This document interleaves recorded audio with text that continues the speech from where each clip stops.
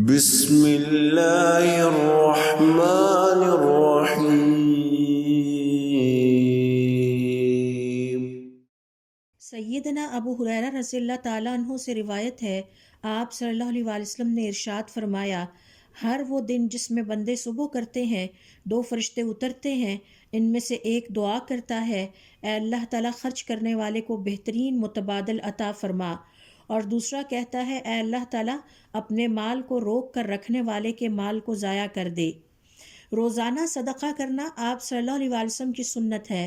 آپ صلی اللہ علیہ وسلم نے صحابہ کرام رضوان اللہ علیہم اجمعین کو بھی یہی سکھایا کہ وہ روزانہ کچھ صدقہ کیا کریں، خواہ وہ کھجور کی ایک گٹھلی ہی کیوں نہ ہو۔ آپ صلی اللہ علیہ وسلم اپنی مجلس میں بیٹھے صحابہ کرام کو مخاطب کرتے ہوئے فرماتے، اور آج تم میں سے کس کس نے مسکین کو کھانا کھلایا؟ ہمارے صالحین بھی روزانہ صدقہ کرنے کا اہتمام کرتے۔ حسین ابن علی رضی اللہ تعالیٰ عنہ روزانہ 1 دینار صدقہ کرتے، جبکہ امام اللیث ابن سعد روزانہ 300 مساکین پر صدقہ کرتے۔ ابو حاتم السجستانی روزانہ 1 درہم صدقہ کرتے۔ صلاح الدین ایوبی ہر جمعے کو 100 دینار اور ہر روز کچھ نہ کچھ صدقہ ضرور کرتے۔